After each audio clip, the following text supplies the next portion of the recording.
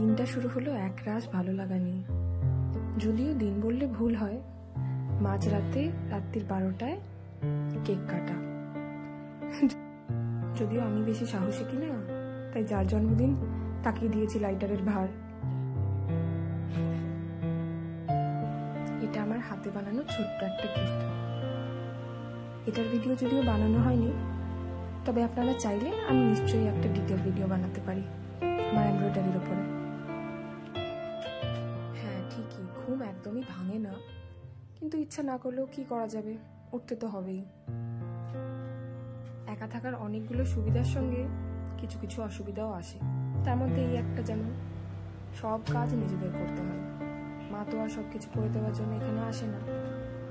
ঠিক আছে, ওনাদের এক মস্ত স্বাধীনতা, অনেকদিন আগেই পড়েছিলাম, এখন বুঝতে পারি। আর এই নিত্যদিনের টুকটাক কাজগুলো না থাকলে এই একা ঘরে একা মানুষ কি একঘেয়েটাই যে হতো, সেটা ভেবেই তো ভয় লাগে। ভাগ্যিস কাজগুলো আছে, তাই সময়টা পেরিয়ে যায়।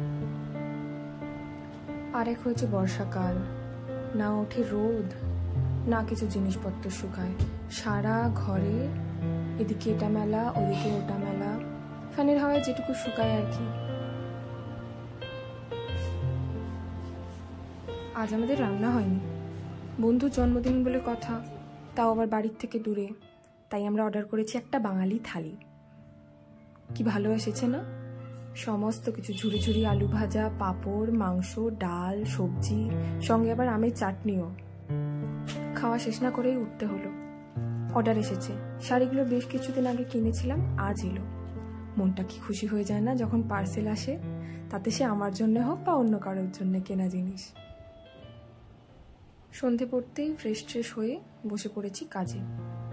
এটা এখন চলবে কয়েক ঘন্টা।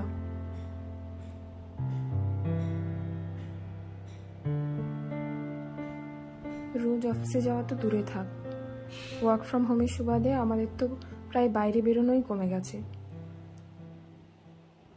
তাই কয়েক ঘন্টা কাজ করার পর ছোট্ট একটা টি ব্রেক। পাড়াতেই একটা চায়ের দোকান, 15 মিনিটের একটা ব্রেক নিয়ে টুকটুক করে হাঁটতে হাঁটতে চললাম।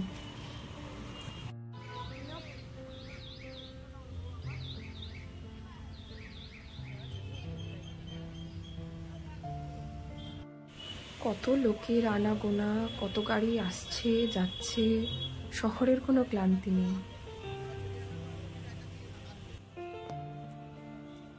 চা শেষ করে আবার সেই অন্ধকার গলি দিয়ে বাড়ি ফেরা, বসে পড়ো কাজে।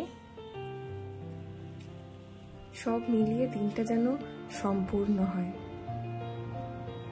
এর মধ্যে কোনো একটা কাজ না থাকলে জানি না সেই সময় কি করতাম। তবে যাই করি, এখন থেকে তো রেকর্ড করার অভ্যাসটা শুরু করেছি। যাই হোক, এই একটু মিডনাইট স্ন্যাক্স দিয়ে আজকের ব্লগটা শেষ করা যাক। আবার পরে একদিন দেখা হবে।